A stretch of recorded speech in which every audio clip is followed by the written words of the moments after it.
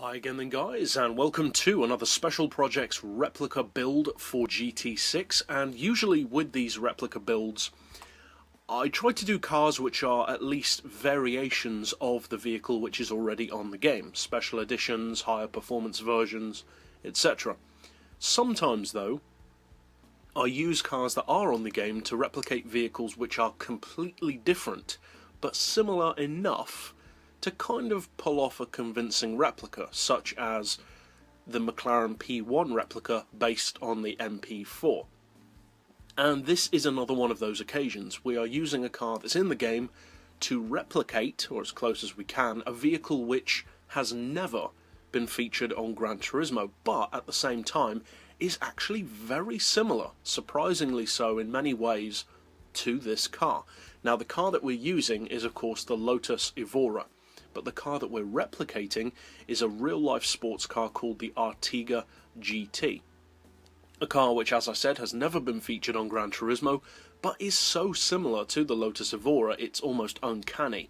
Very similar engine spec, very similar look, and so the obvious choice is to replicate it. So, as far as the visuals, it's a very, very simple visual look to get on this car. It's pretty much just the rims, and you can go for whatever colour you want. So we'll go over for a quick look at that, and then of course we'll go over to the mechanical tuning garage for the setup, and finally take it out to a circuit to see how it performs with the changes that we've made. Now for the visual look of the body of this car, it's very simple. As I said, basically all I've changed is the rims to make them look a little bit more like the rims of the actual Artega.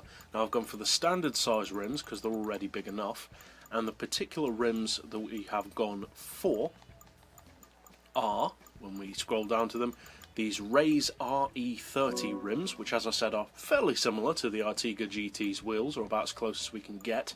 I haven't done any body modifications to the car because they're just not necessary. The rims I have left the silver that they are in the rim shop anyway, so you don't need to worry about that. And as far as the colour, it is a production model, so obviously you can go for a variety of colours, whichever colour you want essentially, but I've gone for a colour called Nepal Yellow, which is, as you can see, a pearlescent colour, but the problem is I cannot find where that colour came from. I've tried searching it up on Gran Turismo paint databases, and I just cannot find it. It's not even listed at all, not even referenced. So if you can find that colour, and of course if you want that colour, then good luck with that, but I can't remember which car that came from. It doesn't really matter though overall, because as I said, it's a production car and it's available in a wide variety of colours, so just paint it whatever colour you want. But that's it overall for the visual look of the car. Now let's go over to, of course, the more important thing, which is the mechanical setup. Now, as always, of course, I like to make these replicas and my tunes in general as PP relevant and as rounded off as possible. Kind of an OCD thing, I guess, but if I can get it to be rounded off as far as power, weight and PP at the same time, I'll be happy about that. And that is the case with this car. As you can see, 500 PP, 300 horsepower, 1100 kilos. Now those are the exact specs of the real Artega GT, so it's not an insanely high spec vehicle, but it's quick nonetheless. Now it is of course a road spec build, so I've gone for sport soft tyres. As far as the brakes, I've left those stock because you don't want it to handle too well.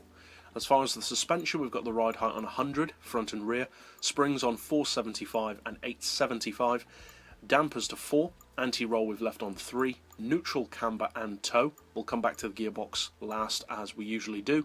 I've left the clutch and flywheel standard for the same reason as the brakes. For the diff, I've got the lowest initial torque, highest acceleration and braking, and that keeps the handling relatively loose but controlled at the same time, and you can get the car to step its tail out if you want it to, and of course that adds to the fun factor.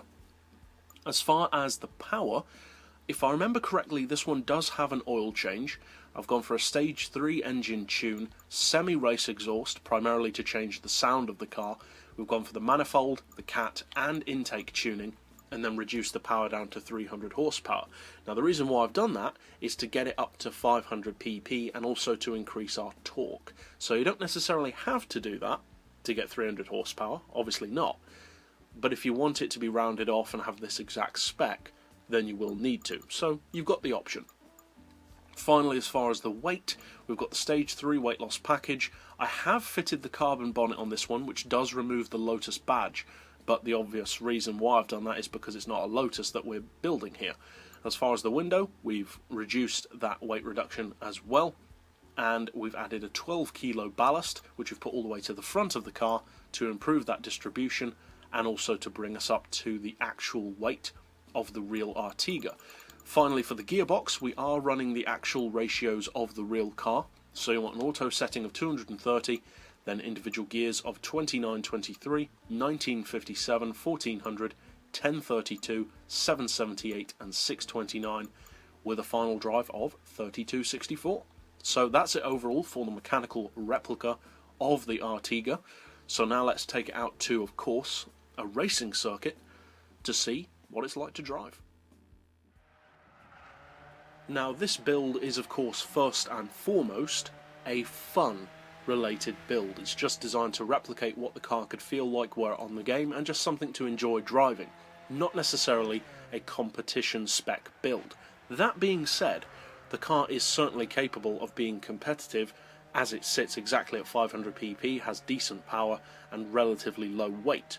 As far as what it's like to drive, well, as I mentioned earlier, it's quite a focused car around corners. It's certainly capable of a quick lap. Being a Lotus-based vehicle, that's not surprising really. And it's also very fun to drive. As I said, you can get the tail to step out when you want it to, and it's just a fun vehicle. Now, hopefully at some point we may get the Artega on the game. Maybe, maybe not. It's not the kind of manufacturer that seems highly likely. But either way, we can at least feel what the car could be like were it on the game. And it is also a premium vehicle, which is always a nice addition to have. So that's it for the mechanical replica of this vehicle overall, and the visual replica. So if you do decide to use this, obviously I hope you find it fun and competitive. But that's it overall for this particular replica. So I'll see you guys next time, and as always, thanks for watching.